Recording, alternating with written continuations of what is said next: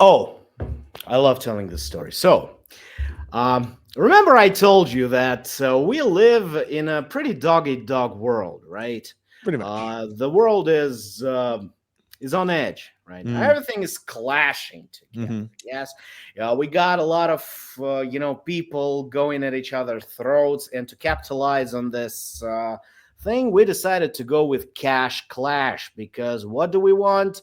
We want cash. How do we earn it? We clash for it, right? hmm It's power, it's dynamic, it's I'm running out of nouns actually here, but the most important thing about this name is that it rhymes. And give it a couple of days and you'll be murmuring cash clash under your Okay. breath to So the tune of Drew, Tom Jones. you said you were Call of Duty Maxi. I'm gonna give you the opposite side of this because I've had fights with Call of Duty kids before. Uh-huh. Okay. Okay. I'm a Battlefield player, so I like the long, drawn out, protracted games. I like having vehicles and large maps and different roles. And this game has me thinking of Battlefield Hardline. Are you familiar with Hardline? Not exactly. I'm not a big Battlefield fan, but It's a I get what you're versus saying. Robert Battlefield game. It was absolutely a blast because it was such a Mm. deviation from the standard format of bad military team versus good military team. It had secondary alternatives like grab the case, and you had to get to a chopper to get away, or you'd be dropping in. Hardline was such a refreshing breath into the gaming sphere for me because I had been stuck in this loop of the Call of Duty games, the Battlefield games, and they were all rehashing different wars, Vietnam, World War I. You know how they run the cycle. Then they get to Mhm. the future, and then they go back to World War I again. Right. This was Sprinkling zombies from time to time. Well, Yeah, yeah, yeah. sometimes yeah, you get yeah. That's a must. zombies That's also. a must. Hardline was a breath of fresh air. So I love the idea that when you have Cash Clash, that it is two teams with separate objectives. The police, trying to neutralize this security, and then you've got people that have monetary objectives going in. It's just a different mind state to play that game. Right. Right. Absolutely, absolutely. You hit the nail on the head there. All these things like good guys versus bad guys, they're all played out. We're living in the world where the line between good and bad is blurred. And I'm not just talking about this moral relativism. I'm just saying that. There's two sides to every story. Yes, sort of, Yeah. sort of. Well, I heard a lot of people using this phrase as a cop out, like doing bad things, and they say, well, there's more than one side of the story. Yeah, no. In this case, you're not doing anything epic. Sorry Mm, for the blast back to 2013. Yeah, it's not mm. about restoring justice. It's not about bringing down bad guys and making everything like sunshine and daisies. No, you go and you get what's yours. Yeah, the world screwed you over.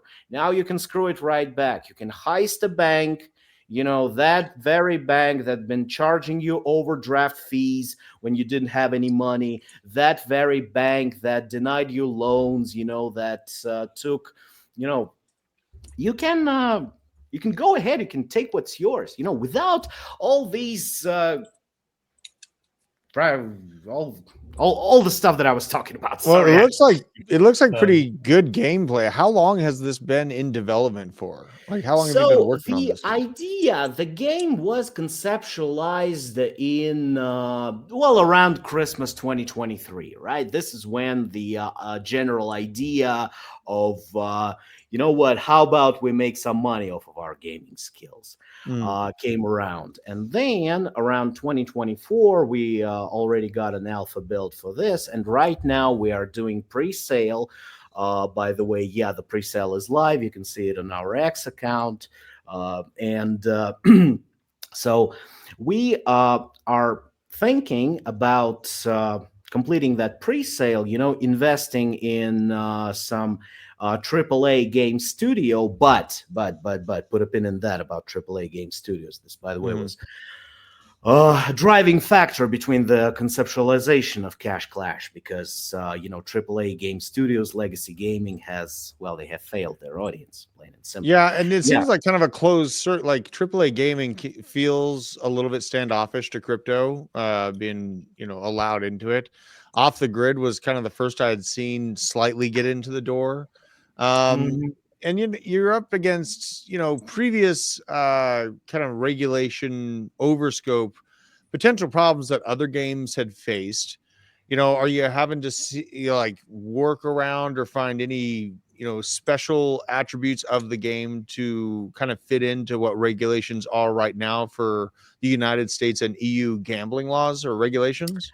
So thanks for asking. Yeah, that's a wonderful question. That's a great question because while technically it's no more gambling than, let's say, Counter Strike, where people and it was one of my most actually the greatest surprises I ever saw, that when I saw the price tag on some Counter Strike knife with like a tiger skin grip or Right. whatever, and some guy just dropped about 5K on a.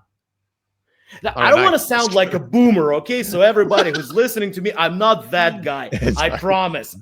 Honest to God, I promise. But why do you spend so much money on some imaginary trinket? Yeah. And sometimes, okay, so I'm gonna ask you a question that I bet nobody asked you ever in your entire life. Okay. Have you seen Young Sheldon? Young Shell. I've never been asked that, and no, I have not seen Hell Young yeah! Sheldon. And by the way, it's a pretty decent TV show. Actually, they Okay. did their homework after The Big Bang Theory. So, minor spoiler. Yeah, there is a gambling room involved, and there is a workaround around Texas gambling laws. Like basically, you play for stuffed plushies, stuffed toys, and then you bring back those toys, and a person says, "Wow, nice bear you got there. I'll give you $100 for it." So this is one workaround. Of course, we are constantly developing new solutions because, well, we're here to stay. Yeah, Yeah. we're not just making this as an opportunity to make some money. We really want to leave our mark on the gaming world. We actually really want to brighten up people's life. There's a lot of talk in crypto. Any shitcoin, apologies, yeah, for the salty language. They got the same narrative, like go change the world. You are part of. You are part Tropican of a. Republic, right? We're Yeah, gonna fix the whole country with this meme coin. It's gonna be great. absolutely, absolutely. And then we're gonna fly to Alpha Centauri gonna and be huge. conquer it too. Yeah. Just include it into the Solar Federation of the Terra system. Yeah, let's build our imperium from step by step. But our aim is not to like change the world the way moon landing changed the world. We want to change it by brightening up people's lives. It's tough out there. It's goddamn tough out there, right? People are struggling. People are struggling to make rent. People are struggling to buy groceries. And it's not just, Russia, United States, and whatever. It's basically the state of the world right now.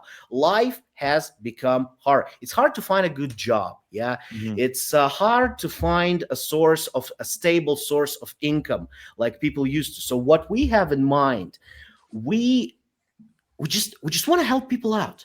Well, Like, I mean, if we it know boil- that games were great for people in Southeast Asia. I mean, at a point last cycle, Southeast Asia game players on Web3 were making more money than they could at their regular job. So, And this, yeah. So look, a lot of people right now. So I've been talking to my friends' kids, for example, and this is basically boilerplate question, like, do you know who you want to be when you grow up?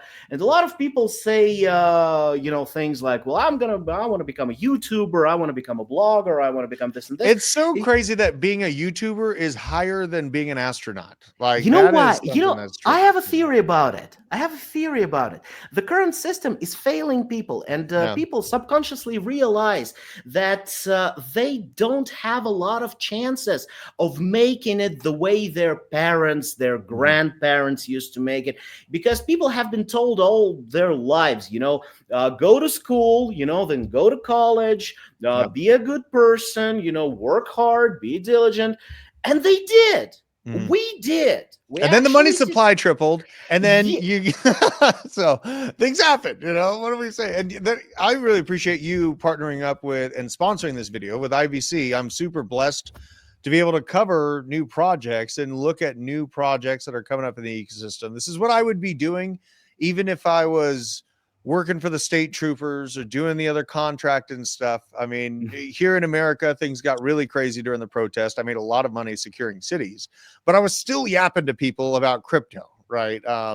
So it is, I do this stuff regardless of where the world is at. Super blessed to work. And if anyone is out there and interested, if you're a writer, you want to work with IBC, hit us up, hit Mario up. We're looking for good writers, good researchers. We're a massive company. And you know, They are. this is I mean, you might have something special with the fluidity of the gameplay looks pretty good. I'll say that. And it's not just it's not just your basic Counter-Strike, with the little tweaks and turns. Actually, upon completing the pre-sale, right, and upon launching the first actual version, so putting it out there, we have very, very ambitious goals. Like, what was the last time when you played a ranked match in a pitch black darkness? Navigating only by sound. I've done it with night vision in real life, but I haven't done it in a video game ever. You know what I mean? No, what do you know? You only did it in real life. Like, I've never played a video game in pitch black. I pity you, good sir. I pity you. Good. What would you...